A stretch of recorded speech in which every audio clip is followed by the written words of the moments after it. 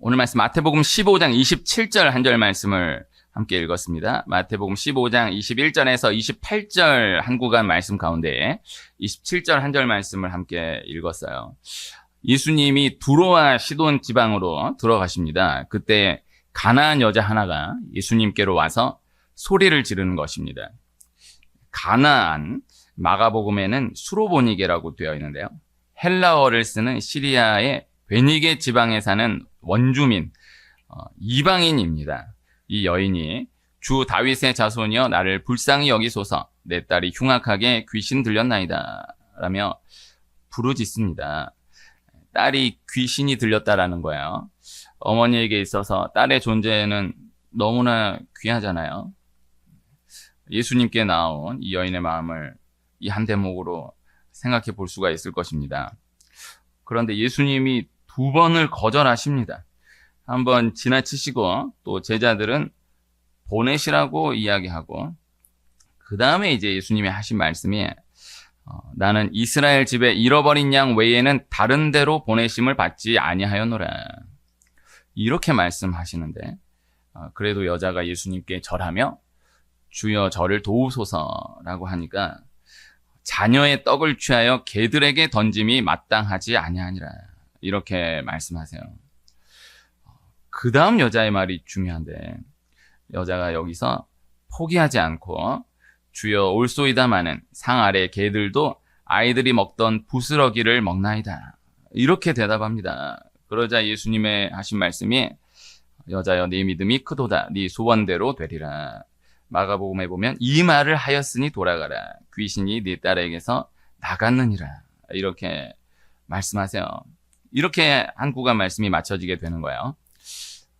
우선은 예수님은 유대인에게 오셔서 사역을 하시도록 하셨던 것이고, 후에 이방인은 제자들로서 사명을 감당하도록 그렇게 준비하셨던 거예요. 물론 복음은 이방인에게 다 열려져 있습니다. 그러나 우선적으로 육신으로 오신 예수님은 공간과 시간의 제약을 가지고 이 땅 가운데 사역을 하셨던 것이죠. 그래서 이 땅 가운데 예수님 육신으로 지나시는 동안에는 유대인을 중심으로 하여서 복음을 전하셨던 것을 볼 수가 있습니다. 그래서 그렇게는 우선 생각해 볼 수가 있는 거예요. 이 유대인에게. 그래서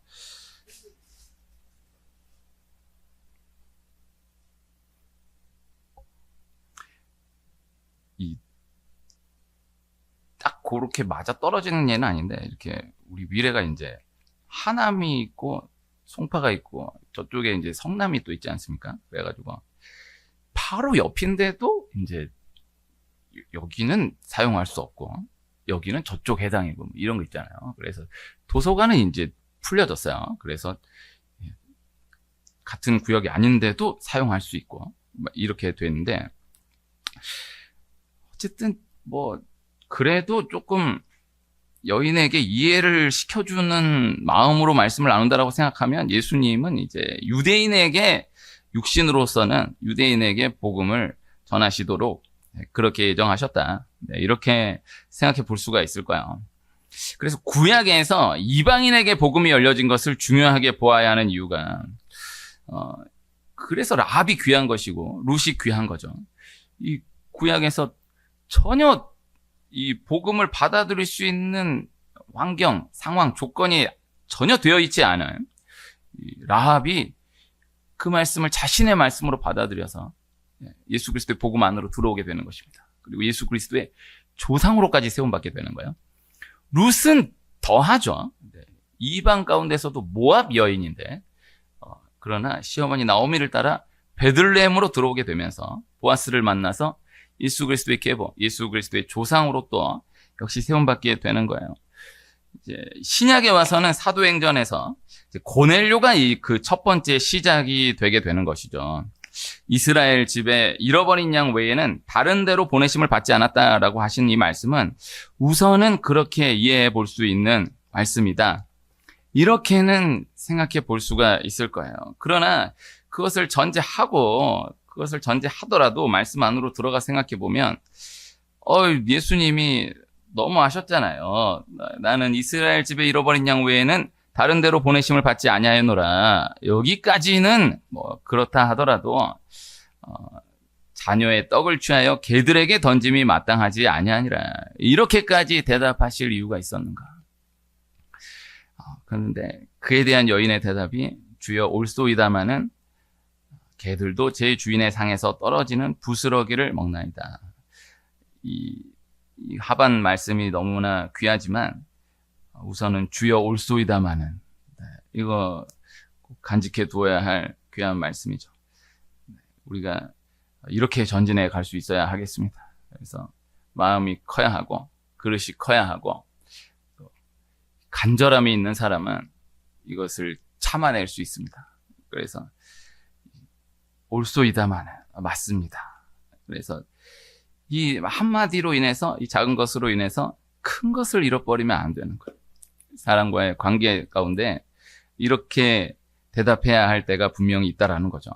주여 올소이다마는 네, 제가 그렇습니다. 네, 그렇지만 그래서 말을 하는 사람의 입장에서는 하나하나를 조심해서 이야기해야 할 필요가 있겠지만 오늘 여인의 관점에서 말을 받는 입장에서는 거슬리는 하나를 가지고 그것에 매여서 큰 것을 놓쳐버리면 모든 것을 다 놓쳐버리면 너무나 큰 아쉬움을 남기게 될 수 있는 것이죠. 오늘 말씀이 가나안 여인이 예수님의 이 말씀으로 인하여서 넘어지지 않았습니다. 이것을 받아들이고 계속해서 나아갑니다. 오늘 말씀은 하나님께서 은혜를 주시는 과정의 축약 말씀으로 생각해 볼 수가 있겠습니다. 은혜를 받는 데에는 반드시 고비가 있다라는 것입니다. 그래서 심령이 가난한 사람, 은혜에 갈급한 사람, 길이 하나인 사람, 목적이 분명한 사람은 그 고비를 넘겨낼 수 있다. 네, 이 단순한 원리를 기억해 두어야 하겠습니다. 오늘 가나안 여인의 입장에서 보면은 이거는 충분히 시험들만 했잖아요. 이거 말씀 안으로 들어가서 우리가 옆에서 이 상황을 봤다라고 하면 이거는 당사자는 물론이거니와 옆에서도 시험 들 수 있는 상황이에요. 이거 예수님이 이렇게 말씀하신 이 광경을 직접 바라보았다라고 한다면 이건 분명히 시험 들 수 있는 상황인데 그러나 성경 전체로 놓고 보면 예수님이 이렇게 대꾸하시고 대응하시는 때가 꽤 있어요. 꽤 많아요. 그래서 마태복음 11장 6절에 보면 누구든지 나로 말미암아 실족하지 아니하는 자는 복이 있도다 하시니라. 그래서 실족하지 아니해야 하겠는데 전제가 나로 말미암아 실족하지 아니하는 자. 예수님으로 인해서 실족하지 아니하는 자. 그러니까 예수님으로 인해서 실족하게 되는 때가 있다라는 거죠. 많이 있다라는 거죠. 성경에 그 관점으로 놓고 보면 다 부딪힐 수 있는, 충분히 실족할 수 있는 말씀들이 참 많은 것을 발견하게 될 수 있어요. 그래서 그것을 두고 예수님 왜 그렇게 하셨을까? 왜 그렇게 말씀하셨을까? 이것에만 꽉 매여서 묵상하고 또 되뇌이고 묵상하고 되뇌이고 이러한 방향으로 나아가게 될 수 있다라는 거죠. 그래서 여인이 만약에 자녀의 떡을 취하여 개들에게 던짐이 마땅하지 아니하니라. 이 예수님의 말씀만 듣고 거기서 돌아서서 갔다. 그러면 이제 여인이 돌아가서 여인도 자기 친구나 친척이나 가족이 좀 있을 거 아니에요. 그럼 너무 속상하니까 이제 이야기를 나눌 수 있잖아. 내가 예수님한테 갔는데 예수님이 나한테 뭐라고 한 줄 알아? 글쎄, 자녀의 떡을 취하여 개들에게 던짐이 마땅하지 않대. 어떻게 그렇게 얘기하실 수 있니? 그러면 그럼 옆에서 또 위로해 줘야 되잖아. 어머, 그랬니? 그렇게 정말 말했니? 정말 그분 그렇게 안 봤는데, 야. 안 봐도 뻔하다. 뭐 하러 갔니? 막 그러면서 막 하고, 진짜 못된 사람이다. 말을 해도 그렇게 막 그렇게 얘기해. 그러면 이제 좀 속이 좀 풀릴 수가 있잖아. 그치? 막 같이 막 욕해. 그러면은, 그래도 마음이 좀 달래질 수가 있잖아요. 근데 중요한 거는, 그렇게 했다라고 하면, 마음은 조금 풀릴 수 있고 위로가 될 수 있을지 몰라도, 해결이 안 돼요. 이것을 기억해야 돼요. 세상은 다 이렇게 간다라는 거죠. 그래서 위로해 주는 거예요. 그 이야기를 들어주는 거예요. 받아주는 거예요. 그대로 인정해 주겠다라는 거죠. 그래서 많이 힘들겠다. 보듬어 주고 같이 욕해 주고 그러면은 잠깐 위로는 될 수 있을지 몰라도 해결은 안 된다라는 것입니다. 이 단순한 원리를 꼭 기억해야 하는 것입니다. 기독교는 절대 정말 힘들지, 괜찮아, 그럴 수도 있지, 난 네 편이다, 같이 막 또 이야기 들어주고 공감해주고 또 막 이런 경우 같이 막 욕해주고 그러면 같이 막 속상해가지고 막 같이 원망해주고 이러면 너무 위로는 될 수 있을지 모르나 절대 해결이 되지 않는다. 기독교는 그러한 성격의 위로의 종교가 아니다라는 것입니다. 문제를 해결하심으로 실제로 그 문제를 제거하심으로 열어주심으로 근본적인 위로를 허락하시는 하나님이시다. 이 단순한 원리를, 이 단순한 믿음을 회복하는 우리가 될 수 있기를 소원합니다. 그래서 다 이러한 경우를 우리가 각각 상황 분량 가운데 만나게 될 수 있어요. 그래서 다 이렇게 생각하는 거예요. 또 위로받는 거예요. 그래서 왜 기독교를 믿어야 하는가? 왜 교회를 다녀야 하는가? 마음의 평안을 위해서이다. 이거 참 귀한데, 그러나 마음의 평안만을 위해서 교회를 다니는 건 아니에요. 마음의 평안만을 위해서 예수를 믿는 건 아니에요.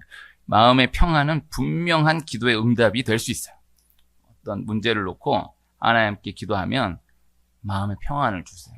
평안 자체도 귀하지만 마음의 평안을 주시면 이거 그렇게까지 염려하지 않아도 될 문제일 수 있겠다. 하나님께서 해결하시겠다. 은혜 주시겠다. 어떤 대책이 서고 막 이런 그림이 그려지고 계산이 서는 건 아닌데 마음의 평안이 있어요. 그러면 하나님이 내가 생각하지 못한 방향으로 인도하시는 거예요. 반드시 열어주시는 거예요. 그건 귀한데 그러나 마음의 평안만이 본질이다. 마음의 평안만을 위해서 예수님을 믿는다? 상당히 고상한 것 같지만 절대 그렇지 않다라는 거. 그래서 이 여인이 예수님께 가서 예수님이 그렇게 얘기해 주면 얼마나 좋았겠어. 어머, 딸이 그런 어려움을 당했구나. 얼마나 힘드니, 얼마나 힘드니 딸아. 막 이렇게 막 위로해 줬어. 그러면은 위로는 될 수 있을지 모르나 돌아가면 상황 그대로예요. 단순한 원리를 기억해야 됩니다. 기독교는 그런 위로의 종교가 아니다. 은혜의 종교, 능력의 종교이다. 이 단순한 믿음을 회복하는 우리가 될 수 있기를 소원하는 거예요. 그래서 단순하게 진단하면 근본 문제가 해결되어야 위로가 된다라는 거죠. 그래서 온 천지가 달려들어서 위로하고 공감해 준다라고 해도 위로가 되는 것이 아니다. 그래서 다 떠나도 가지고 있던 그 문제만 해결돼 버리면 다른 누군가의 위로도 필요 없어요. 이 단순한 믿음을 회복해야 돼. 누구 다 막 위로해주고 공감해주고 자꾸 이런 방향으로 나아가려고 하면 안 돼. 다 아무도 위로 안 해줘도 딱 이 문제가 근원적으로 해결되면 누구의 위로도 필요 없어. 하나님께서 위로해 주신다. 근원적으로 위로해 주신다. 실제적 증거가 목도되는 우리 한 분 한 분 될 수 있기를 축복합니다. 그래서 이 여인이 온 천지 사람들이 다 와가지고 딸의 귀신이 들렸으니 얼마나 힘드냐고 온 세계 모든 사람들이 다 와서 위로해도 위로가 안 돼요. 그러나 그 문제만 해결되면 누가 와서 이런저런 위로 다 아무도 안 해줘도 아무 상관이 없는 것이다. 하나님은 근본을 해결하심으로 참 위로를, 실제적인 위로를 허락하시는 하나님이시다. 이것을 기억해야 하는 것입니다. 그래서 우리 상황 가운데, 분량 가운데에 분명히 이런 시험 들 만한 상황들. 왜 이렇게 하셨을까? 왜 이렇게 말씀하셨을까? 왜 일을 이렇게 진행하셨을까? 이해되지 않는, 그냥 쉽게 인간적으로 생각하면 원망 들 수 있는 충분한 그런 상황 가운데에 하나님이 실제적인 위로를 준비하고 계시다라는 믿음이 있는, 내가 알지 못하는 하나님의 구체적 실제적인 위로가 준비되어 있다라는 실제 믿음이 있는 우리가 될 수 있기를 소원해요. 예수님이 왜 그렇게 말씀하셨을까는 중요한 것이 아니에요. 그래서 오늘 말씀, 저 개인적으로 참 좋아하는 말씀이거든요. 저 어렸을 때부터 신앙생활하면서 요 본문 말씀을 가장 많이 들었던 것 같아요. 귀한 말씀이에요. 근데 이 말씀은 자녀의 떡을 취하여 개들에게 던짐이 마땅하지 아니하니라. 여기에 딱 매여서 예수님 왜 이렇게 말씀하셨을까? 이거를 깊이 파고 분석하는 게 중요한 게 아니에요. 오늘 본문 가운데 27절을 한 절 본문으로 삼았어요. 주여 올소이다마는 개들도 제 주인의 상에서 떨어지는 부스러기를 먹나이다. 그러니까 예수님이 왜 이런 말씀을 하셨는가가 중요한 게 아니고, 내 딸이 귀신 들렸다, 내 딸의 영혼이 죽어가고 있다, 살려야 한다. 그런데 예수님은 살리실 수 있다. 이 하나만을 생각하는 거예요. 이거 안으로 들어가서 생각해 보면은, 우리 실제 이런 상황 만나면 기분이 나쁜 거는 둘째 문제고 당황할 수 있어요. 그렇지 않겠어요? 이런 경우 만나본 적 있지 않아요? 좋게 이야기해서 당연히 좋게 대꾸해 줄 줄 알았는데 그냥 갑자기 기술이 훅 들어오잖아. 절하면서 주여 저를 도우소서 이렇게 나아가면 예수님이 그래 무슨 일이냐, 뭐 어떻게 된 것이냐 얘기를 해봐라, 뭐 이렇게 나올 줄 알았는데 거기다 이런 식으로, 이거 상당히 완곡하게 번역이 된 거예요. 예수님이 상당히 거칠게 대꾸하신 거라고요. 이렇게 나와버리면은 기분이 나쁜 건 둘째 문제고 당황할 수 있어. 이게 너무 기분 나쁜 일을 확 만나버리면, 그 나쁜 말을 너무 기습적으로 확 들어버리면은 기분이 상하는 거는 나중에 상하고 당장으로서는 너무 당황스러워. 이렇게 뻥 하는 거야. 그리고 나서 시간 지나서 이렇게 생각해보면 그 말씀 너무 하신 것 같은데 이렇게 나가게 되거든요. 근데 여인이 여기서 바로 대꾸하잖아요. 개들도 부스러기를 먹는다고. 이거 어마어마한 순발력이에요. 이거는 여인은 예수님께 나아갔을 때에 이미 작정을 하고 간 거예요. 마음을 완전히 딱 먹고 간 거예요. 이걸 기억해야 돼요. 그러니까 당황하지 않는 거예요. 그러니까 이렇게 대꾸할 수 있었던 거예요. 우리 이렇게 나가야 돼요. 그래서 나는 은혜 받는다. 나는 반드시 응답 받는다. 그래서 어떤 말씀이 주어지고 어떤 상황, 어떤 분위기, 어떤 방향으로 이 일이 흘러가게 된다 할지라도 나는 무슨 일이 있어도 은혜 받는다. 응답 받는다. 딱 이게 확정되어 있어야 생각하지 못한 상황 가운데 휘청하지 않아요. 그대로 뚫고 직진해 가는 거예요. 이게 중요한 거예요. 여기는 단순한 거예요. 목적이 분명하고 길이 확실해. 딸을 고쳐야 되고 고칠 수 있는 예수님이 눈앞에 있어요. 그래서 반드시 한 템포 정도는 이거 너무 무리하는 것 아닌가 하는 때가 있을 수 있어요. 그걸 넘어가야 돼. 거기서 멈추면 안 되고 끝까지 가야 한다. 여기서 이렇게도 생각할 수 있다고요. 여인이 개들도 제 주인의 상에서 떨어지는 부스러기를 먹나이다 하는데 예수님이 여기서 난 부스러기도 줄 것이 없다 막 이렇게 나와버리면 그럼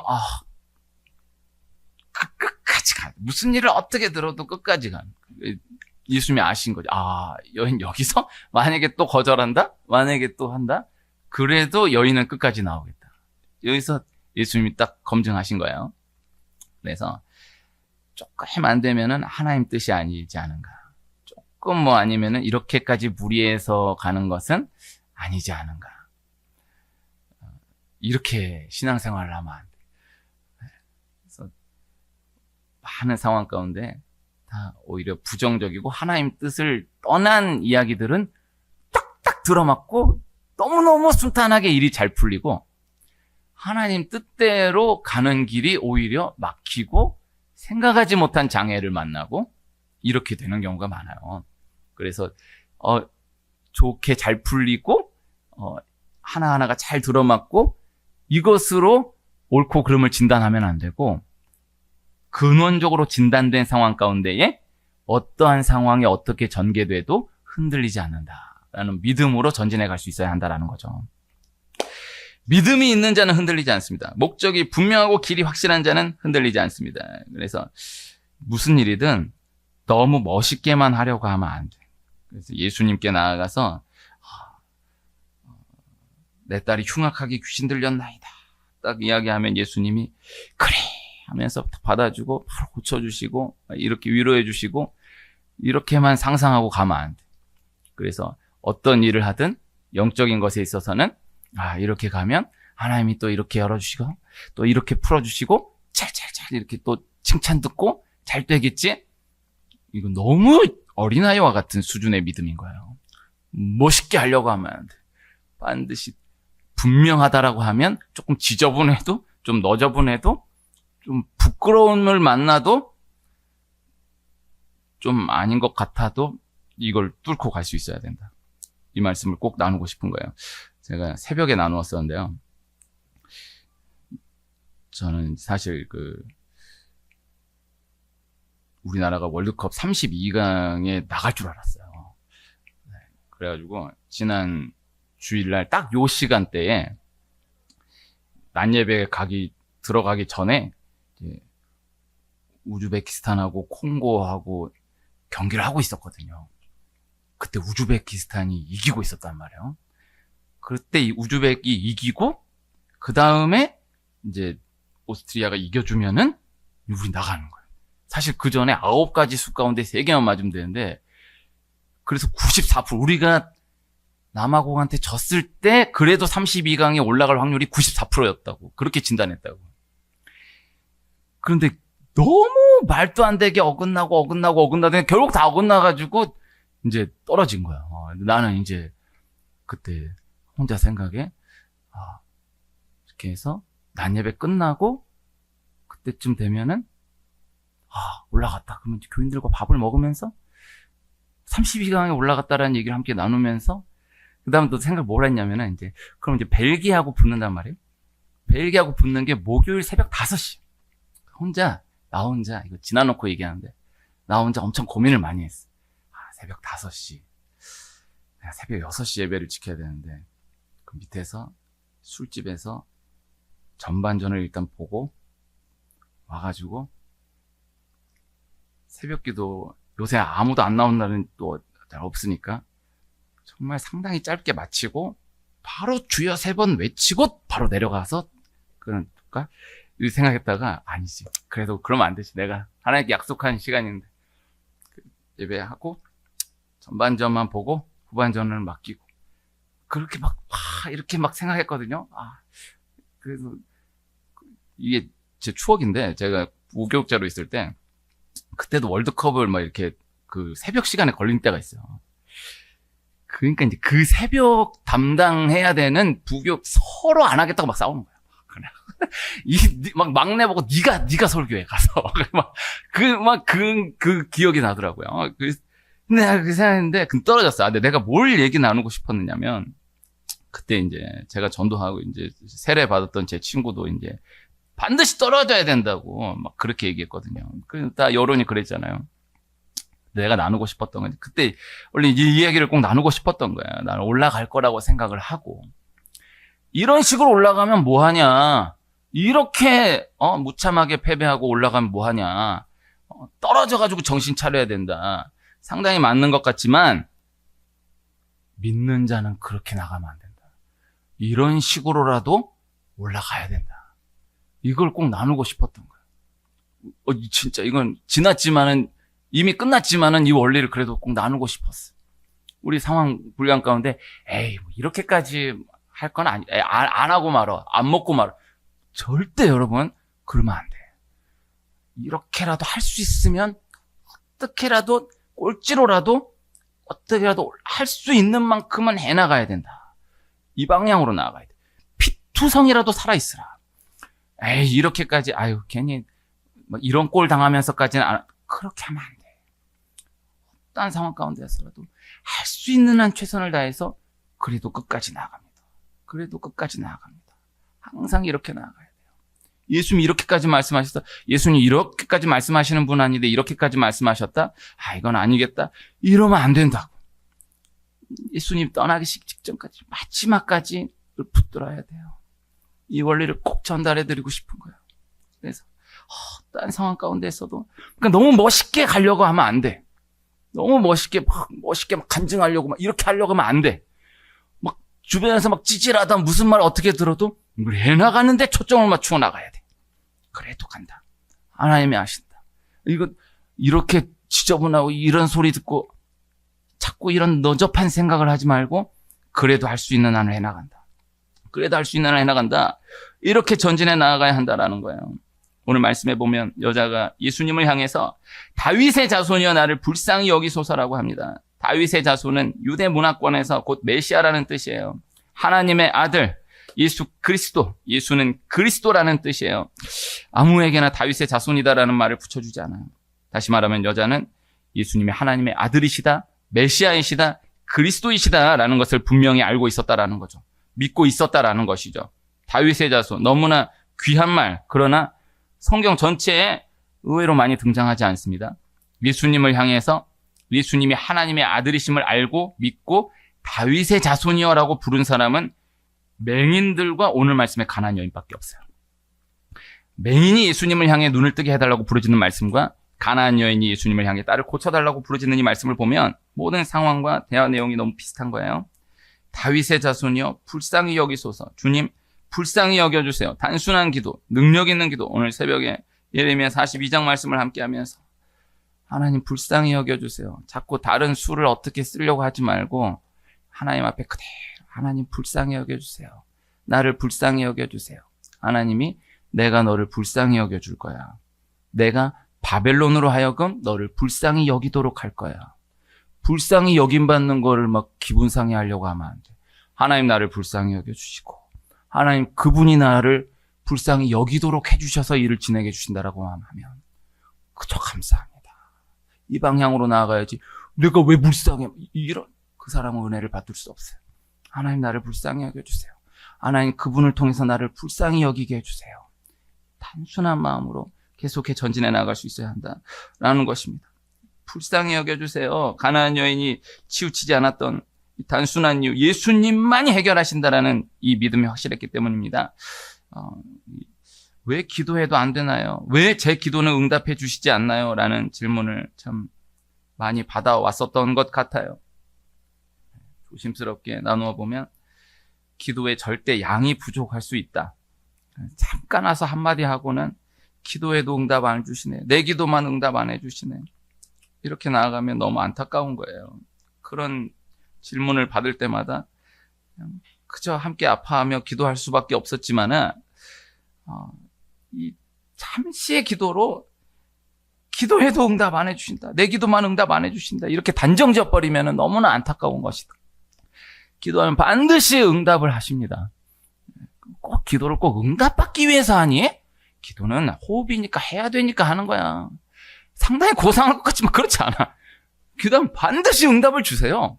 네, 이 믿음이 있어야 돼요. 이 원리로 기억되는 은혜가 있기를 소원합니다. 예수님이 고향 사람들을 찾아가신 말씀이 요 전 본문에 나오거든요.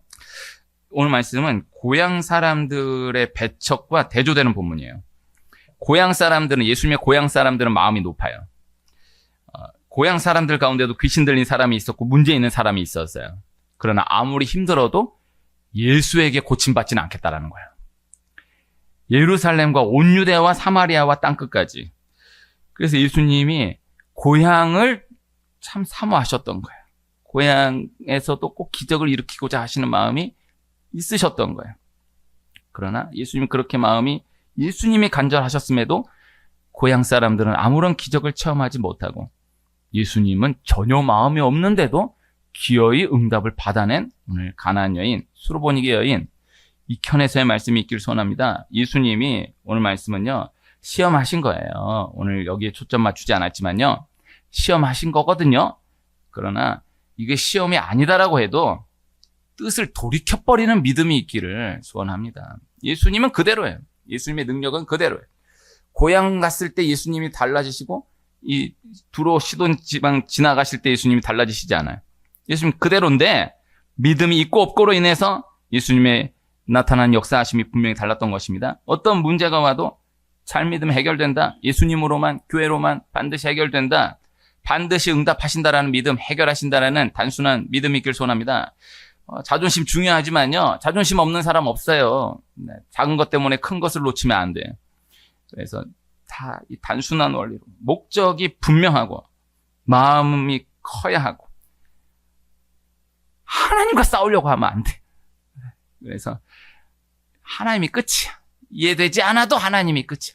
하나님 이렇게까지 하시면 알겠습니다. 왜 큰일 날 소리야. 제가 병원에 한 번씩 설교하러 갔는데 한번 간호사님, 목사님 저는요 하나님께 이렇게 기도합니다. 하나님 이거 이렇게 하시면 재미없습니다. 이번에 이거 안 해주면 나 어떻게 할지 모릅니다. 글쎄 뭐 안으로 들어가서 생각해 보면은 뭐 오히려 또 인격적으로 간절한 마음일 수도 있겠다 싶은데 근데 이분은 보니까 진짜 그러려고 그러는 거야. 그래서 하나님하고 싸우려고 하면 안 돼. 끝까지 하나님을 붙들어야 돼. 그래서 이거 참 한편으로 보면은 가나안 여자의 믿음 이 본문 말씀 참 어려운 이야기일 수 있습니다. 그러나 이것이 하나님 일하시는 방법이다. 하나님이 복 주시는 방법이다. 그래서 이 주님께는 끝까지 걸 수 있어야 한다. 우리 각각 상황 분량 가운데 반드시 오늘 말씀과 같은 고비가 있을 수 있다라는 것. 이것을 통과해내지 못하고 머물러 버리는 경우는 너무너무나 안타까운 것입니다. 그래서 정말 믿음으로 끝까지 구하는 그래서 구체적으로 응답을 받아내고야만은 단순한 믿음의 이 은혜의 경험이 꼭 있기를 소원합니다. 오늘 수련회를 앞두고 단순한 말씀을 또 함께 나누었어요. 그래서 기도하면 응답하신다. 사모하는 대로 반드시 응답하신다. 우리 각각 상황 분량 가운데 오늘 말씀의 경험이 또다시 이어지기를 축복합니다.